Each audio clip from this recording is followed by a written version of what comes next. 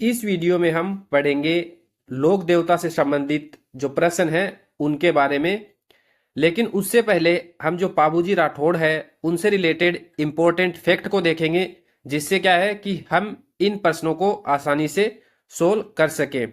तो चलिए पहले देखते हैं पाबूजी राठौड़ से रिलेटेड इंपॉर्टेंट फैक्ट। पहला प्रश्न है, पहला जो फैक्ट है कि पाबूजी राठौड़ का जन्म कब हुआ था? 1239 ईस्वी में चैत्र अमावस्या को। यह याद रखना जरूरी है चैत्र अमावस्या को, क्योंकि इसी दिन जो है पाबूजी का मेला लगता है। और उसके बाद में कहाँ हुआ था? तो जगह का नाम है कोल्लूमंड फलोदी। और ये आप अगर पहले जो है फलोदी जो है जिला नहीं बना था तो कोल्लूमंड फलोदी जोधपुर था, अब फलोदी अलग जिला बन गया है, तो इसका हो जाएगा कोल्लूमंड फलोदी। अगर जोधपुर ऑप्शन में है तो अब जोधपुर नया जिला बन गया है, तो जोधपुर नहीं आएगा, सिर्फ कोल्लूमंड फलोदी होगा। उसके बाद में पाबूजी के माता पिता जो है कौन थे? पाबूजी के पिता का नाम था धांधल जी राठौड़ और माता का नाम था कमला। और पाबूजी की पत्नी का क्या नाम था? सुपियार फूलम। और पाब जो ये सुपियार फूलम जो है किसकी पुत्री थी? अमरकोट के सूरजमल सोढ़ा की पुत्री थी। कई बार एग्जाम में ये भी पूछ लिया जाता है कथन में देकर, तो आपको ये भी याद रखना है। पाबूजी की पत्नी का नाम था सुपियार फूलम और ये किसकी पुत्री थी? सुपियार फूलम अमरकोट के सूरजमल सोडा की पुत्री। उसके बाद में आगे देखते हैं पाबूजी के उपनाम। उपनाम क्या है? ऊंटों के देवता, प्लेग रक्षक देवता, गो रक्षक देवता, हाड़ फाड़ के देवता, वचन पालक, शरणागत के रक्षक, अछूतोदारक देवता। ये हो गया। अब ये पाबूजी के उपनाम है, इनको भी आपको याद करना पड़ेगा, जिसमें इंपॉर्टेंट तो यही है ऊंटों के देवता और प्लेग रक्षक देवता, यही ज्यादा बार एग्जाम में पूछा जाता है। उसके अलावा भी आपको ये सारे जो है याद करने हैं। उसके बाद में पाबूजी जो है किसके जो अवतार माने जाते हैं? लक्ष्मण के। और पाबूजी का प्रतीक क्या है? अश्वरोही भाला। अभी लेटेस्ट एग्जाम में जो है प्रश्न आया था, अश्वरोही जो है, अश्वरोही किसका प्रतीक है? तो अश्वरोही जो है वो किसका प्रतीक है? पाबूजी का। किस लोक देवता का प्रतीक है? पाबूजी का। पाबूजी की जो पगड़ी है वो बाईं ओर झुकी रहती है, ये भी एग्जाम में पूछा गया है। बाईं ओर कौन से लोक देवता की पगड़ी झुकी होती है? तो पाबूजी की। और ये आपसे कथन देखकर कथन में लिख के भी पूछ सकता है। उसके बाद में पाबूजी की बहन का क्या नाम था? तो पाबूजी की बहन का नाम था सोहन बाई। उसके बाद में चलते हैं आगे। केसर कालमी। केसर कालमी जो थी वो क्या थी? केसर कालमी पाबूजी की घोड़ी का नाम था और ये काले रंग की थी। और पाबूजी को किसने दी थी केसर कालमी? देवल चारनी ने दी थी। और बदले में किसका वचन लिया था? अपनी गायों की रक्षा का। कि पाबूजी को घोड़ी दी थी केसर कालमी किसने? देवल चारनी ने। और बदले में उनको पाबूजी को बोला था कि आप मेरी गायों की रक्षा करोगे। और केसर कालमी जो है वो काले रंग की थी और ये पाबूजी की घोड़ी का नाम था। उसके बाद में आगे पाबूजी के सहयोगी, इनसे भी पूछा जाता है कि पाबूजी के सहयोगी कौन थे, या फिर चांदा जी, हरमल जी, सल जी, डेम्बो जी, ये किसके सहयोगी थे? कौन से लोक देवता के सहयोगी थे? तो ये पाबूजी के सहयोगी थे। जो हरमल जी हैं वो पाबूजी के ऊंटों की देखभाल करते थे। उसके बाद में अगला है जिंदराव खींची। जिंदराव खींची जो है कौन है? जायल नागौर के शासक थे और बहन पाबूजी के बहनोई थे ये। जिंदराव जो खींची है पाबूजी की जो बहन है, उनका विवाह हुआ था इनके साथ। तो जिंदराव खींची नागौर के तो शासक थे, जायल नागौर के, और पाबूजी के बहनोई थे। और पाबूजी इन्होंने क्या किया था? पाबूजी की शादी के समय देवल चारनी की गायों का अपहरण कर लिया था। ऊपर हमने पढ़ाया था देवल चारनी ने पाबूजी को कौन सी घोड़ी दी थी? केसर कालमी। और केसर कालमी घोड़ी देने के बदले पाबूजी से क्या जो है वचन लिया था? अपनी गायों की रक्षा का। तो देवल चारनी की जो गाय हैं वो जिंदराव खींची ने चुरा ली। तो पाबूजी क्या है? बीच शादी में जो है केसर काल जो देवल चारनी है इनकी गायों को बचाने के लिए गए।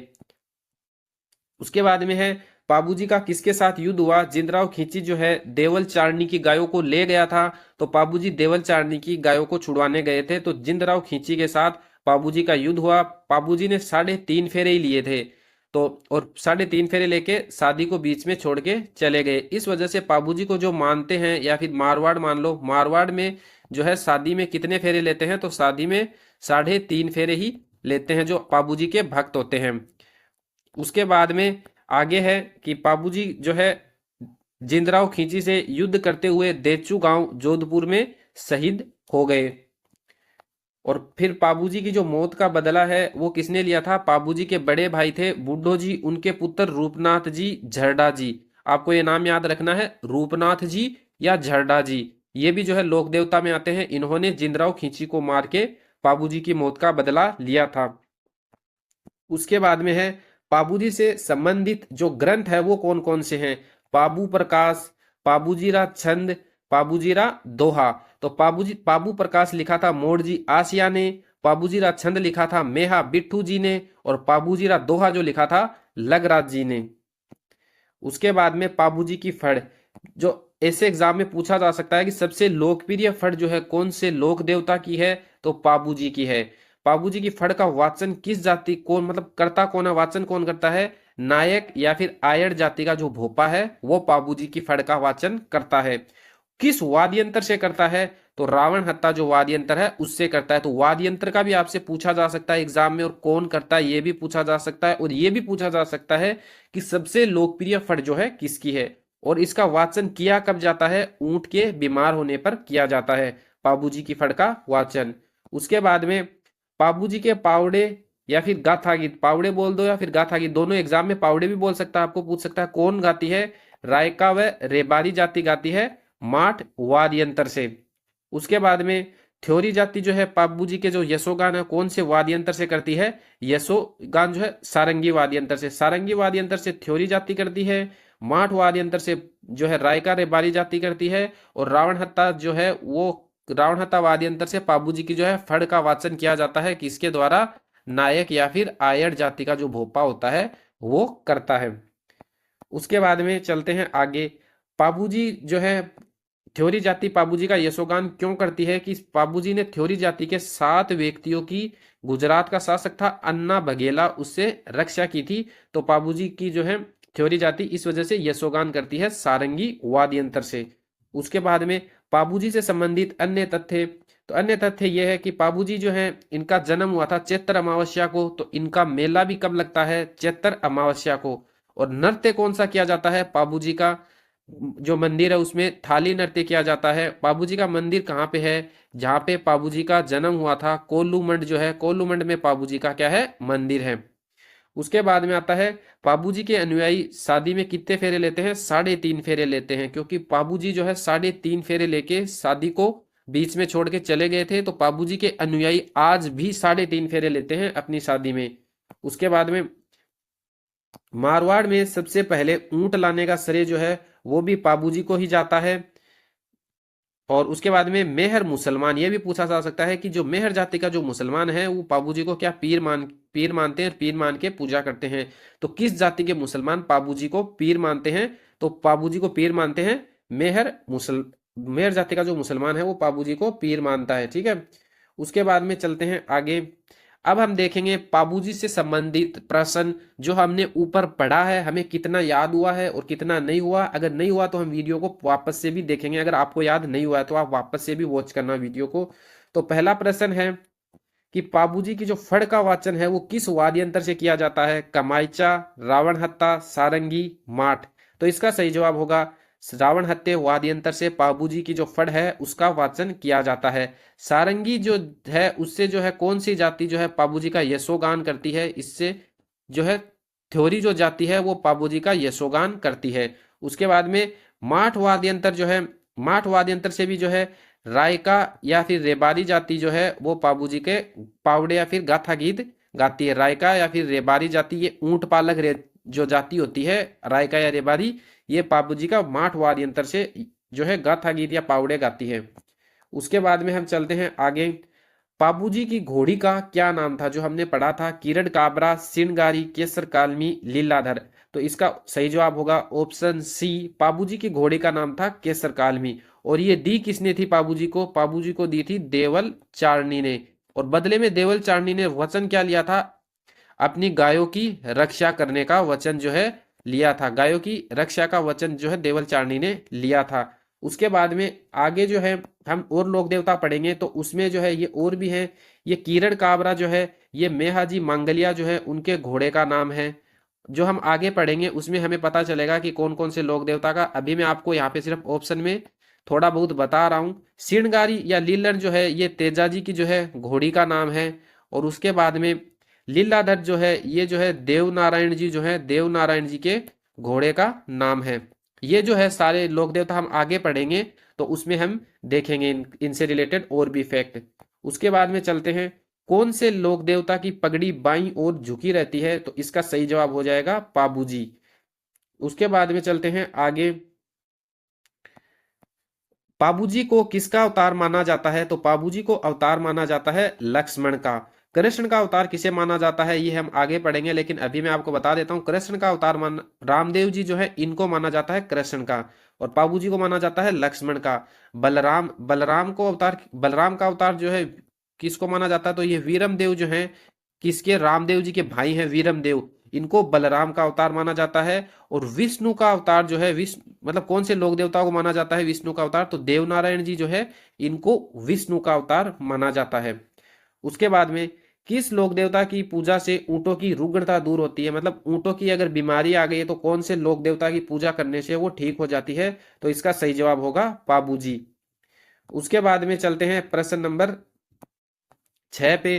पाबूजी पर पाबू प्रकाश जो ग्रंथ है वो किसने लिखा था? मोड़जी आसिया ने, मेहा बिट्ठू जी ने, लगराज जी ने, कवि मेह ने। तो इसका सही जवाब होगा मोड़जी आसिया जी। मोड़जी आसिया जो है इन्होंने पाबूजी पे क्या लिखा था? पाबू प्रकाश ग्रंथ लिखा था। और उसके बाद में चलते हैं हम आगे, सबसे लोकप्रिय फड़ जो है वो कौन से लोक देवता की है? तो सबसे लोकप्रिय फड़ जो है वो पाबूजी की है। और आपसे ये पूछ ले कि सबसे लंबी फड़ जो है कौन से लोक देवता की है? तो देवनारायण जी की जो फड़ होती है वो सबसे लंबी फड़ होती है। और सबसे छोटी फड़ भी जो है वो भी किसकी है? देवनारायण जी की। लंबी भी देवनारायण नारायण जी की है, छोटी भी देवनारायण जी की है। और पाबूजी की फड़ का वाचन जो है किस वाद्य यंत्र से किया जाता है? तो रावण हत्ता वाद्य यंत्र से किया जाता है। और उसके बाद में कौन सी जाति करती है? नायक या फिर आयड़ जाति का भोपा जो है पाबूजी की फड़ का वाचन करता है। उसके बाद में चलते हैं आगे, पाबूजी का जन्म कहाँ हुआ था? तो पाबूजी का जन्म हुआ था कोलूमंड फलोदी में। ददरेवा चूरू में किसका जन्म हुआ था? गोगा जी का। और उसके बाद में खड़नाल नागौर में किसका जन्म हुआ था? खड़नाल नागौर में कौन से लोक देवता का हुआ था? तेजा जी का।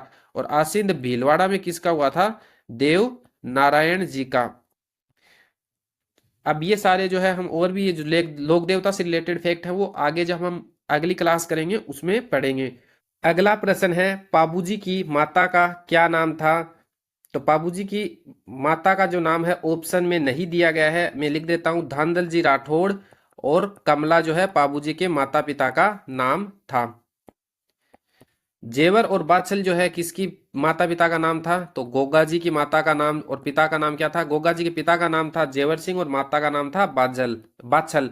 और अजमाल जी तंवर और मेणादे ये रामदेव जी के पिता का क्या नाम था? अजमाल जी तंवर। ये तो एग्जाम में बहुत बार पूछा गया है। और मेणादे रामदेव जी की माता थी। सवाई भोज और सेठू खटानी ये किसके माता पिता का नाम था? देव नारायण जी के माता पिता का नाम था। उसके बाद में चलते हैं हम आगे प्रश्न नंबर 10 पे, पाबूजी की पत्नी का क्या नाम था? तो पाबूजी की पत्नी का जो नाम था वो था सुपियार फूलम। और उसके बाद में चलते हैं आगे, केलमदे जो है वो किसकी पत्नी का नाम था? केलमदे जो नाम था वो गोगा जी की पत्नी का नाम था। मेणादे जो है रामदेव जी की पत्नी का नाम था।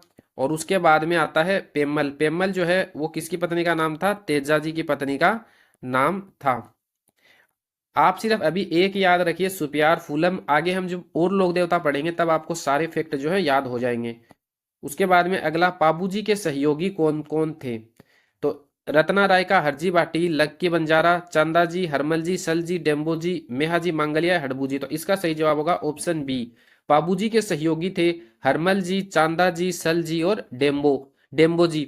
और जो ये रत्ना राय का, ये भी एग्जाम में पूछा जाता है, रत्ना राय का हरजी बाटी, लक्की बंजारा ये किसके सहयोगी थे? तो ये थे रामदेव जी के सहयोगी। तो ये भी आपका क्लियर है। मेहा जी मांगलिया जो है लोक देवता है और हड़बू जी जो है वो भी क्या है? एक लोक देवता है। उसके बाद में जो है आगे हम देखते हैं आगे प्रश्न नंबर 12, बाबूजी ने किसकी गायों की रक्षा करते हुए अपने प्राणों की आहुति दी थी? लाछा गुजरी, डालीबाई, देवल चारनी, चंदनी देवी। तो इसका सही जवाब होगा देवल चारनी की गायों की जो है रक्षा करते हुए पाबूजी ने अपने प्राणों की आहुति दी थी। लाछा गुजरी की गायों को जो है किसने बचाया था? तेजाजी ने बचाया था। किससे बचाया था?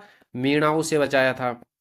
उसके बाद में डालीबाई जो है वो कौन थी? डालीबाई जो है रामदेव जी की धर्म की बहन थी। और उसके बाद में चंदनी देवी जो है, ये पढ़ा नहीं है अभी तक, तो ये तीन आपको याद रखने हैं, लाछा गुजरी, डालीबाई और देवल चारनी, इसका हमने आपको बता दिया है। उसके बाद में देवल चारनी की गायों को बचाने के लिए जो है पाबूजी ने किसके साथ युद्ध किया था? राणंगदेव भाटी, जिंदराव खींची, मोहम्मद गजनवी, अन्ना बघेला। तो पाबूजी ने युद्ध किया था अपने बहनोई जिंदराव खींची के साथ। और अन्ना बघेला आपने पढ़ा था, अन्ना बघेला से सात जो है थ्योरी जाति जो है उसके लोगों को पाबूजी ने बचाया था। उसके बाद में राणंगदेव भाटी से भी किसी ने युद्ध किया था, लोक देवता ने, उनका नाम है मेहाजी मांगलिया। मेहाजी मांगलिया जो है इन्होंने राणंगदेव भाटी से युद्ध किया था गायों को बचाने के लिए। और उसके बाद में मोहम्मद गजनवी, ये एग्जाम में बहुत बार पूछा जाता है, मोहम्मद गजनवी से युद्ध किया था गायों के लिए किसने? गोगा जी ने। तो ये भी आपका क्लियर होगा। उसके बाद में चलते हैं प्रश्न नंबर 14 पे। पाबूजी का मेला कब भरता है? पाबूजी का मेला जो भरता है भाद्रपद कृष्ण नवमी को, भाद्रपद शुक्ल द्वितीया को, चैत्र अमावस्या को और भाद्रपद शुक्ल दशमी को। तो इसका सही जवाब होगा ऑप्शन सी, चैत्र अमावस्या को। भाद्रपद कृष्ण नवमी को ये भी काफी बार एग्जाम में पूछा जाता है। भाद्रपद कृष्ण नवमी को आती है गोगा नवमी। और भाद्रपद शुक्ल द्वितीया, भाद्रपद शुक्ल द्वितीया को क्या है? ये है रामदेव जी का इस दिन क्या हुआ था? जन्म हुआ था, रामदेव जी का जन्म। उसके बाद में है भाद्रपद शुक्ल दशमी, इस दिन जो है तेजा पशु मेला लगता है, तेजा जी का मेला लगता है, तेजा पशु मेला। और वो कहाँ लगता है? परबतसर नागौर में। उसके बाद में चलते हैं, देखते हैं और क्वेश्चन और हो गए। एक जो है बीच में आपसे एक क्वेश्चन जो है वो आप ये याद कर सकते हो, वो बहुत बार एग्जाम में पूछा जाता है कि राजस्थान के जो है पंचपीर जो है, पंचपीर जो है किसे बोलते हैं? पंचपीर का मतलब होता है जिसको मुसलमान भी पूछते हैं और हिंदू भी पूछते हैं, तो वो पंचपीर हैं। जिसमें से कौन कौन है? तो एक तो हो गए पंचपीर जो है, उनके नाम आपको याद रखने हैं, पाबूजी, उसके बाद में मेहाजी मंगलिया, मेहाजी मंगलिया। और ये एग्जाम में क्वेश्चन पूछा जाता है बार बार, मेहाजी मंगलिया हो गए और हड़बू जी हो गए और उसके बाद में गोगा जी हो गए और उसके बाद में हो गए रामदेव जी।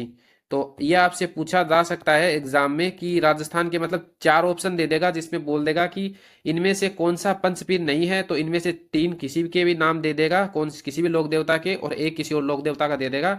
तो आपको याद रखने हैं पंचपीर जो है वो पाबूजी, मेहाजी मांगलिया, हड़बू जी, गोगा जी और रामदेव जी, ये जो है क्या है? पंचपीर जो है गिने जाते हैं। उसके बाद में अगर आपको ये हमारा जो है वीडियो अच्छा लगा है तो वीडियो को लाइक करें, और इसके और भी पार्ट देखना चाहते हैं जो लोक देवता से रिलेटेड और भी पार्ट आएंगे, तो आप हमारे चैनल को सब्सक्राइब कर लीजिए। जिससे क्या है कि आपके पास क्या है, जो भी हम वीडियो अपडेट करेंगे तो उससे क्या है कि आपके पास नोटिफिकेशन आ जाएंगे।